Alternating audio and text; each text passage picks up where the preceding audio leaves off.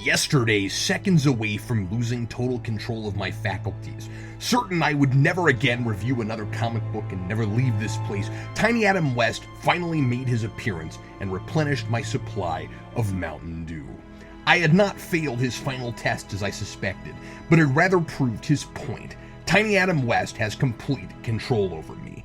I knew this already, but he drove the point home hard for two reasons. He didn't want me to get too cocky with my new powers. Everything I can do is because he wants me to be able to do it. Without the lifeblood only he can provide, I am helpless and must live in perpetual agony. And the second reason is because Tiny Adam West has plans for me, and he's trying to force my cooperation.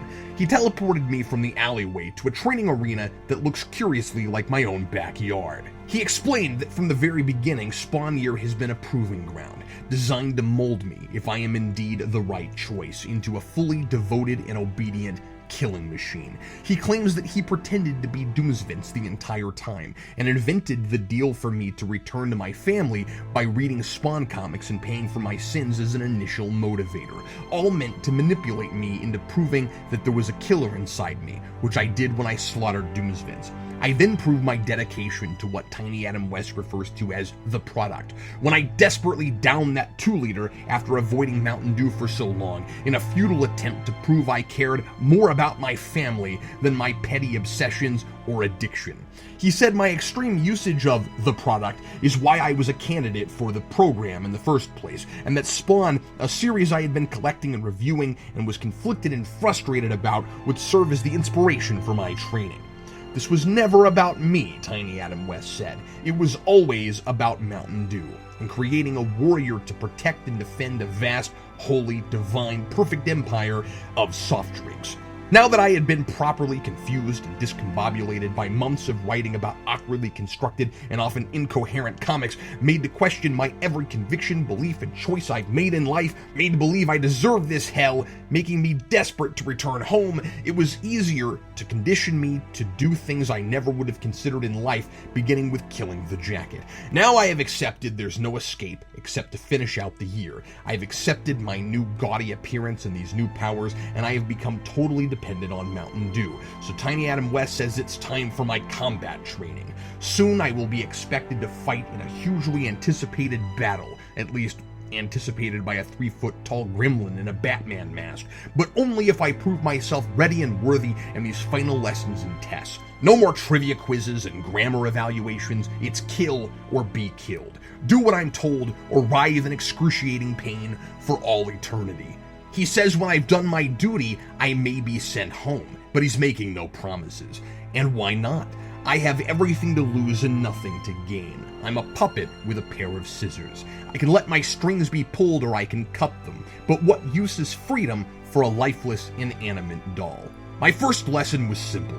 Defeat Tiny Adam West in a fight. Come at me, he said from the trash can. Right, because that doesn't sound like a trap. I knew I wouldn't get 3 feet away from him before he transformed into the Velociraptor and lunged at me. I thought about trying to manifest a weapon with my powers, but all I knew how to materialize intentionally was popsicles, and I'd only made action figures on accident, neither of which would prove especially useful in this situation. But I was at full strength and figured I could probably take a 3-foot-long dinosaur in a fight, so I charged him. He just stood there, waiting, never transformed, and then suddenly, bam! He hit me with something so corrosive, I found myself lying on the ground with no feeling in my chest. When I looked down, I realized that was because a lot of my chest was missing. It turns out lesson number 1 is that Mountain Dew-based life forms have a deadly weakness: Coca-Cola. That stuff really does eat through anything. Avoid Coke at all costs, Tiny Adam West said. Coke is our enemy, and it is the most deadly substance for us there is. He said in time he would teach me to heal the wound, but for now it would serve as a reminder of my kryptonite, of what I was supposed to see as my sworn, hated enemy, and of how much further I still had to go.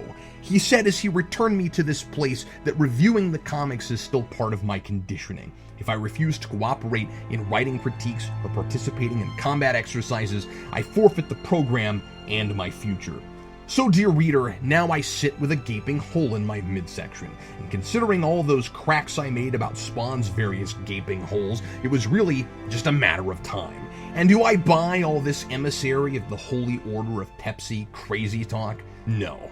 I think it's yet another attempt at distracting me from the original deal, which I still don't think has ever changed. It's elaborate, convoluted, and ridiculous, and by now, I'm an expert in all three of those things.